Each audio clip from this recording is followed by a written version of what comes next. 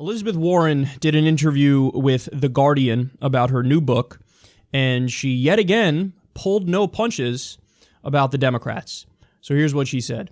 I think President Obama, like many others in both parties, talk about a set of big national statistics that look shiny and great, but increasingly have giant blind spots.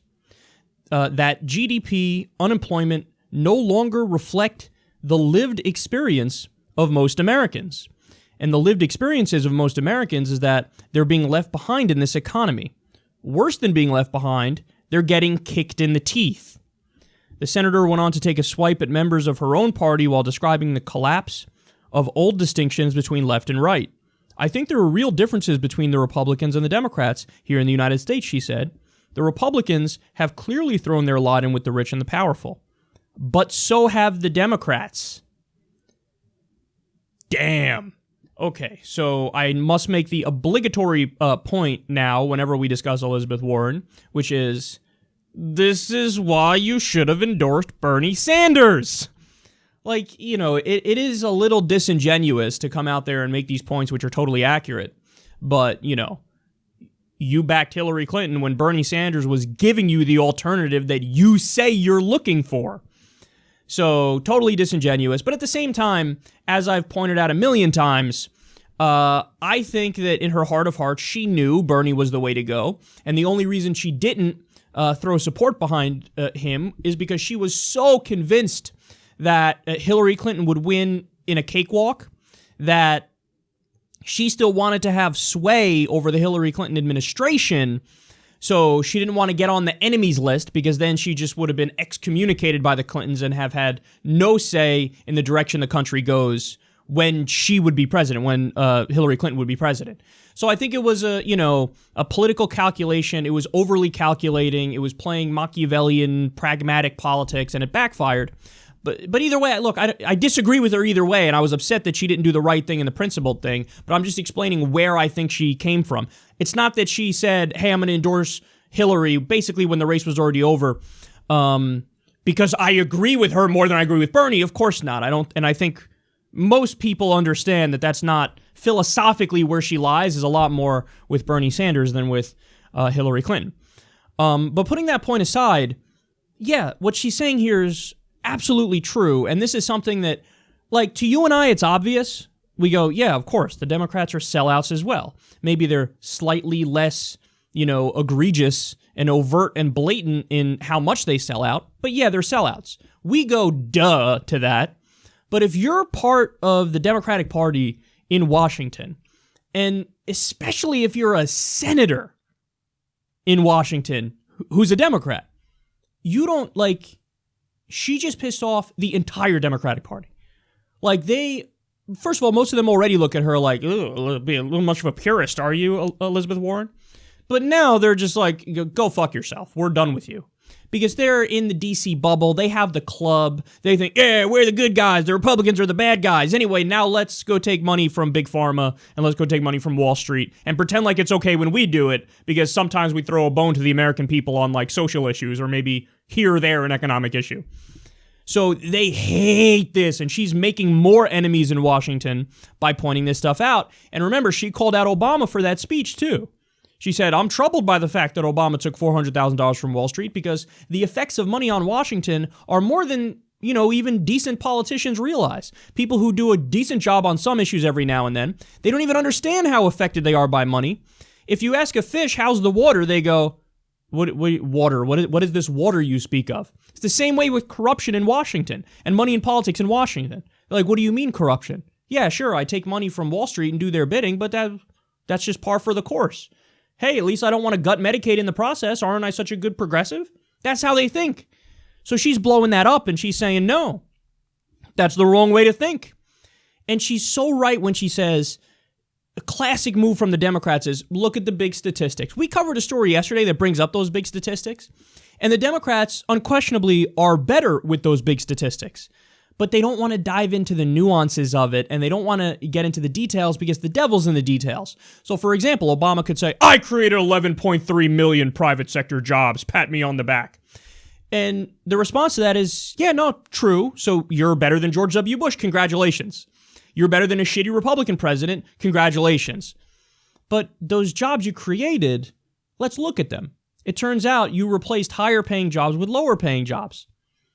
It turns out that, furthers income inequality and the poverty rate actually increased.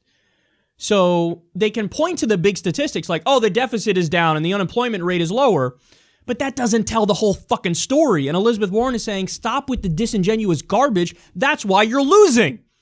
Because you pretend like everything's good. Like Hillary said, America's already great. And people like Elizabeth Warren and Bernie Sanders and real progressives are like, what don't you get? People can't pay the fucking bills. People are going bankrupt because of medical bills.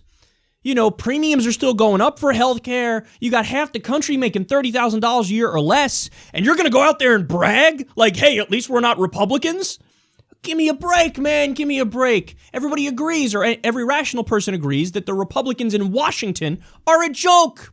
The party establishment, Mitch McConnell, Paul Ryan, please, they might as well fly the fucking pirate flag as how much they've sold out. We all agree to that.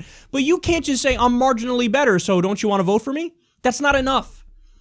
So Elizabeth Warren is 100% right about that. And I'm now convinced, in fact, here, let's make news. We're making news on Secular Talk. Elizabeth Warren is running in 2020. I'm now convinced of it. I would be absolutely floored and astonished if she doesn't run in 2020. Why do I say that? All the signs are now there. So the signs are, she released a book. That's a big sign because usually before a candidate runs for office or runs for president specifically, they release a book. She released a book. She's doing a book tour. The book tour is an excuse to get out there, to get your message out there more, to test the waters, to see how everybody's going to respond to it. But here's the really dangerous part, and I say dangerous in a good way. Elizabeth Warren, judging based off the stuff she said to this point, she gets the winning message. So, there was a moment there where, it looks like that may have not been the case when she would, remember when it was the campaign and she was going after Trump all the time and giving these rants against Trump, but they were more about how silly of a person he was and how much of a liar he was and all the personal attacks and all that stuff is true, but that obviously wasn't enough to take Trump down because Hillary tried that strategy as well and she lost. Hillary's ads only focus about 25% on policy or something. So that argument of let's just talk about how he's a reality star and how he went through all these bankruptcies, that wasn't enough. But it looked like that's the argument that Elizabeth Warren was married to. No, she's smarter than Hillary Clinton and the real corporate Democrats, so she adjusted. And she's out there now going, the problem is corruption, stupid. The problem is in both parties. You got people who are representing Wall Street. The problem is nobody's really fighting for the people. Nobody's standing up for a bold progressive vision. Nobody's making the point that the progressive agenda is America's agenda, as she said the other day that we covered. Well, now she is sharpening that message. She's sharpening it. She's hammering it home. And all the signs are there. I think she's going to run in 2020, and I think she's going to kick Donald Trump's ass. Now, the other factors are the scary part, because who else jumps in the race? How much do you split the progressive vote, which would hurt it? If you have Bernie Sanders and Elizabeth Warren in the same race, we would say from a choice perspective, that's awesome because you got two people who are way more progressive than just your run-of-the-mill corporate Democrats. But if you have them both in, that's actually a bad thing because then you're splitting the progressive vote and you can have an establishment candidate get a chunk of the Democratic partisan loyalist hack vote and they can win. Whether, I don't think Cory Booker has a chance, but some other establishment Democrat who can garner enough support where if you split the progressive vote, they could waltz in there. So it's almost like you'd need to have meetings with Bernie Sanders and Elizabeth Warren where they sit down and say, look, who's going to run here? We got to figure this out. It's either you or it's me. It can't be both of us. And so the intangibles are the things that creep me out. Also, there's a lot of chatter about people that have no business being involved who might get involved. I think they'll largely be a non-factor, but it's funny to see the chatter. Like Mark Zuckerberg, for example, he's unquestionably going to run for something at some point. because he's in fucking Michigan on a factory line with workers talking about, oh, this is the salt of America, hardworking families. He's fucking feeding a cow with a milk bottle. Like, what the fuck is...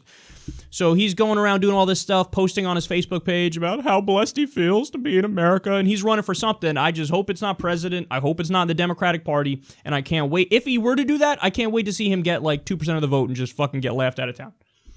Like, what is it with these fucking... Oh, I have money! So now I can be emperor, right? That was a quote from one of his friends. One of his friends was like, Mark Zuckerberg doesn't just want to be president, he wants to be emperor. Like, who? Get the fuck out of here with your fucking entitlement. You made a site where people, post pictures and talk about the fucking lunch they had, and now you think you're qualified to be president? What policies do you believe in, dipshit? You're out there, I met people in Michigan, and it was wonderful. Vote for me. What the fuck is that? What is that? Talk to me about policy. You don't have anything to say about policy because you're a silly person. Anyway, putting that aside. Elizabeth Warren looks like she's going to run, and it looks like she's sharpening her message. And, I'm still upset about what happened with Bernie and what happened with Hillary in regards to Elizabeth Warren, but I maintain that when you want to talk about a lesser evil who I could vote for, Elizabeth Warren, I'm pulling that lever in a heartbeat. And again, I still feel kind of weird calling her even any degree of evil because of the Consumer Financial Protection Bureau when her record has been largely stellar. The only things that pissed me off, of course, were the thing that happened with Bernie and Hillary, but also one other thing. She voted to advance Ben Carson to be the head of Housing and Urban Development. But then, to be fair to her, after that, there was a huge backlash on her Facebook page, and everybody was pissed, like, what the fuck are you doing?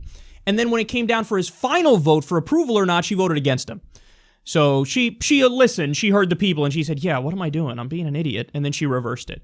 But yeah, I guess you have this to look forward to. There are some really strong signs there about Elizabeth Warren in 2020, and her message is on point, and she's pulling no punches when it comes to the Democratic Party as well as the Republican Party.